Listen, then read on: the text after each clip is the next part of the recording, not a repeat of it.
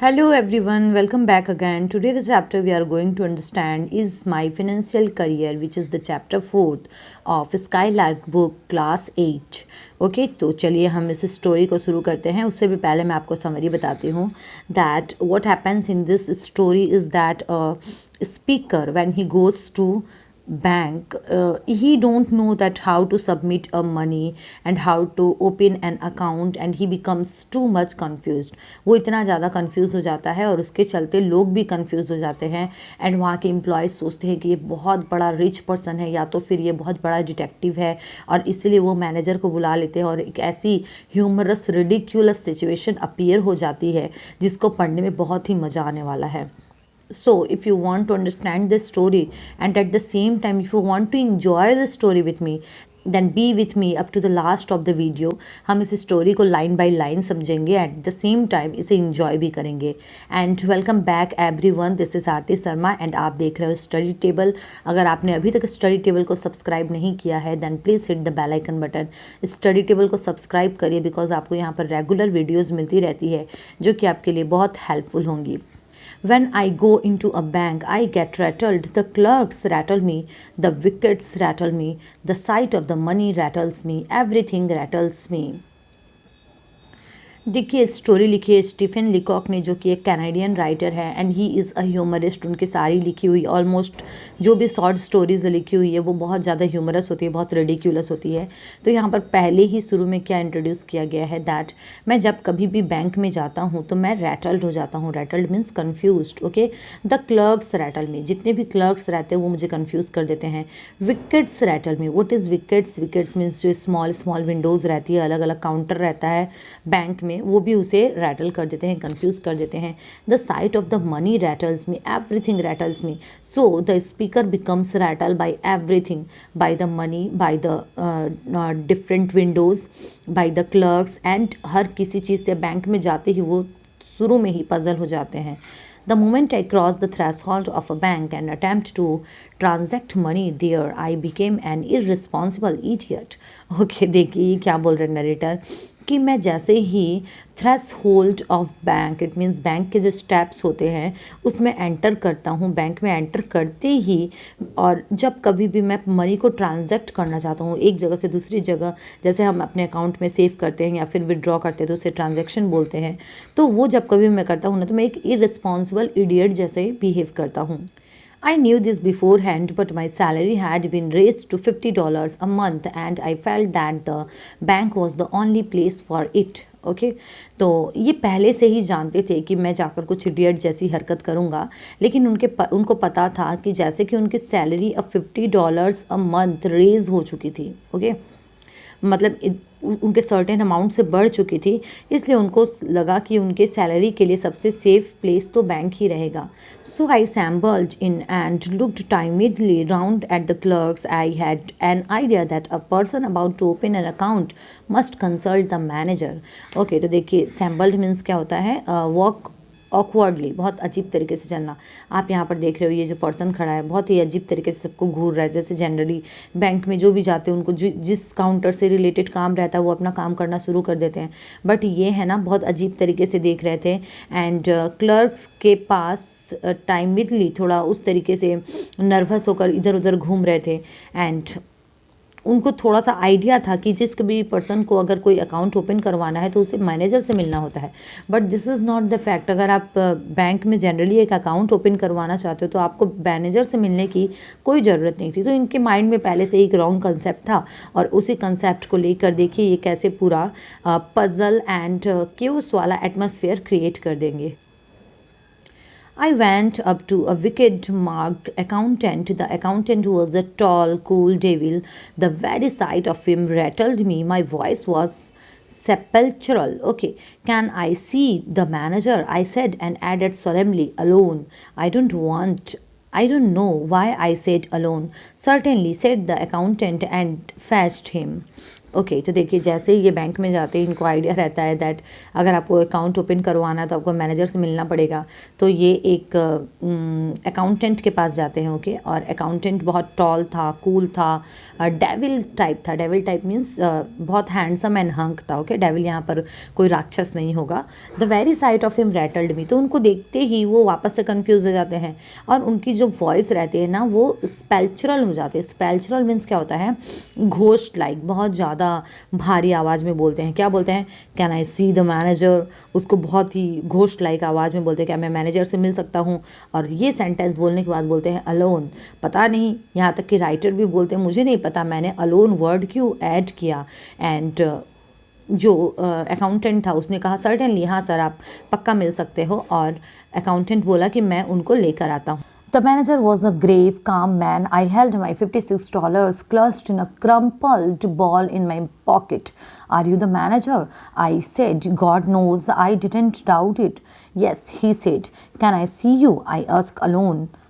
I didn't want to say alone again, but without it, the thing seemed self-evident. The manager looked at me in some alarm. He felt that I had an awful secret to reveal. Okay देखिए कैसा confusion and chaos यहाँ पर create हो जा रहा है। Narrator बोलते हैं कि जो मैनेजर मेरे सामने आया था वो बहुत ग्रेव था, काम था। ग्रेव क्या होता है, सीरियस लुक वाले। एंड इनके पास जो इनके $56 थे इन्होंने उसको एक क्रम्पल्ड बॉल टाइप में ऐसे मचोड़ के अपने पैकेट पे रखा हुआ था। एंड जैसे ही मैनेजर आता है वो पूछते हैं आर यू द मैनेजर, क्या तुम ही मैनेजर हो। तो नरेटर सेज दैट मुझे डाउट भी नहीं था कि वो मैनेजर है या नहीं, लेकिन फिर भी मैं पूछता हूँ। एंड मैनेजर रिप्लाई करते हैं दैट यस, हाँ मैं ही मैनेजर हूँ। उसके बाद वापस नरेटर बोलते हैं can I see you, I ask alone. मैंने वापस से ऐड किया कि क्या मैं आपसे मिल सकता हूँ, अलोन, अकेले में मुझे मिलना है।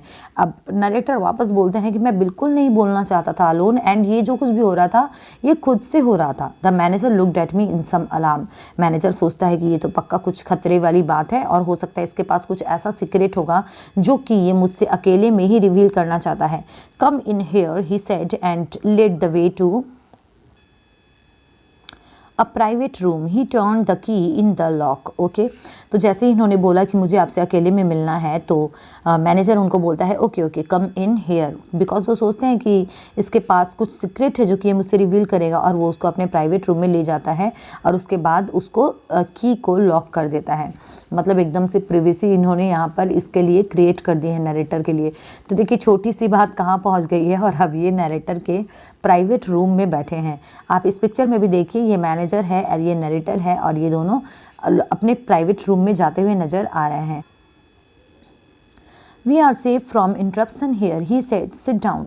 We both sat down and looked at each other. I found no voice to speak. You are one of Pinkerton's men, I presume, he said. He had gathered from my mysterious manner that I was a detective. I knew what he was thinking, and it made me worse. No, not from Pinkerton, I said, seeming to imply that I came from a rival agency. To tell the truth, I went on as if I had been prompted to lie about it. I am not a detective at all. Okay देखिए manager इनको बोलते हैं कि अब हम यहाँ पर पूरी तरीके से सेफ़ है, हमें कोई भी इंटरप्ट नहीं करने वाला है, तो आप अपनी जो भी बात है मुझे बता सकते हो। एंड वो दोनों एक दूसरे को लगातार घूरते हैं बिकॉज नरेटर के पास तो बोलने के लिए कुछ भी नहीं था। एंड आफ्टर दैट मैनेजर ऐसा बोलते हैं दैट मुझे लगता है आप पिंकर्टन्स मैन हो। पिंकर्टन्स मैन क्या होता है, एक फेमस डिटेक्टिव एजेंसी है। एंड मैनेजर को ऐसा लगता है कि उनसे ही रिलेटेड कोई पर्सन होगा। एंड ऑथर बताते हैं, नरेटर बताते हैं कि उनको ऐसा लगा था मेरे मैनर से कि ये ज़रूर कोई ना कोई डिटेक्टिव है और ये कुछ इन्फॉर्मेशन गैदर करने के लिए बैंक में आया है। एंड नरेटर बोलते हैं दैट मुझे भी समझ में आ रहा था कि मैनेजर मेरे बारे में कुछ ऐसा सोच रहा है एंड इसीलिए वो और ज़्यादा वर्स और ज़्यादा बैड तरीके से बिहेव करने लगे बिकॉज वो और ज़्यादा पजल हो गए। नरेटर बोलते हैं that not from Pinkertons. Narrator ने कहा कि मैं पिंकर्टन से नहीं आया हूँ। I said seeming to imply that I came from a rival agency. अब इन्होंने इस तरीके से इस बात को बोला जैसे कि मान लो ये ऐसा बोलना चाह रहे हो कि ये किसी राइवल एजेंसी से आए हैं। And to tell the truth I went on. Narrator बोलते हैं कि मैं उसे सच बताने के लिए और आगे बढ़ता हूँ, मतलब अपनी कन्वर्सेशन में आगे बढ़ता हूँ, और ऐसा लगता है जैसे कि मुझे किसी ने पैम्पर किया है कि मुझे झूठ बोलना है। I am not a detective at all. ये बात तो सच बोल रहा है कि मैं डिटेक्टिव तो बिल्कुल नहीं हूँ, लेकिन अब ये जो नेक्स्ट स्पीच बोलेंगे वो भी पूरी तरीके से सच नहीं होगा, सच होगा बट उसका डबल मीनिंग भी निकल सकता है। I have come to open an account, I listen to keep all my money in this bank. तो देखिए इनके पास सिर्फ $56 है, लेकिन ये ऐसा दिखा रहे हैं जैसे पता नहीं इनके पास कितने पैसे हैं और ये बैंक में उसको रखने के लिए रखना चाहते हैं। ओके, तो ये क्या बोलते हैं, मैं यहाँ पर एक अकाउंट ओपन करवाने आया हूँ बिकॉज मेरे पास ऑल माई मनी, जितनी भी मेरे पैसे हैं मैं उन सबको बैंक में सेफ रखना चाहता हूँ। तो देखिए इनकी जो स्पीच का वो जो पार्ट था ना, that I want to keep all my money in the bank, इससे वो मैनेजर कंफ्यूज हो जाते हैं और उनको लगता है कि या तो ये बैरन के फैमिली से बिलोंग करते हैं। देखिए बैरन क्या होता है, बैरन रॉथस्चाइल्ड, ये क्या होता है, एक बहुत ही सेलिब्रेटेड, बहुत फेमस एक जीविस फैमिली थी। जीव से जो लोग बिलोंग करते हैं उनको जीविस बोलते हैं, एंड ये बहुत ज़्यादा रिच होते थे। या फिर उस ऑथर को लगता है कि या तो ये बैरन की फैमिली से बिलोंग करते हैं और नहीं तो ये गॉल्ट की फैमिली से बिलोंग करते हैं। क्या होता है, an American millionaire of the late 19th century well known for his lavish spending. तो अमेरिकन मिलेनियर्स होते थे ये पर्सन, 19th सेंचुरी से बिलोंग करते थे एंड ये बहुत ज़्यादा फेमस थे बिकॉज ये बहुत लैविश लाइफ जीते थे। ओके, तो देखिए the manager looked relieve but still serious, he concluded now that I was a son of Baron Rothschild और अ यंग गॉल्ट। ओके, तो मैनेजर थोड़ा सा रिलीव हो जाते हैं कि चलो डिटेक्टिव एजेंसी से तो नहीं है, लेकिन जैसे कि इन्होंने कहा कि अपने पूरे पैसे रखने चाहते हैं, इसलिए उन्होंने सोचा कि या तो ये बैरन से बिलोंग करते हैं या फिर गॉल्ड से बिलोंग करते हैं। देखिए मैनेजर इनसे बात कर रहे हैं और कितना ज़्यादा सीरियस इमेज ही देखने से लग रहा है। तो आज हम इस स्टोरी को यहाँ तक रखते हैं, उसके बाद we will start the next part of this story in our next video, because ये वीडियो बहुत ज़्यादा लॉन्ग हो जाएगा। Once again it's my humble request to all of you, please subscribe, because एक सब्सक्राइब एंड एक like तो बनता ही है। एंड कमेंट करके बताइए आपको स्टोरी कैसी लगी। अगर अच्छी लगी है एंड आपको इसका सेकेंड पार्ट चाहिए then please do comment, I will definitely make video on that. Thank you so much for watching study table.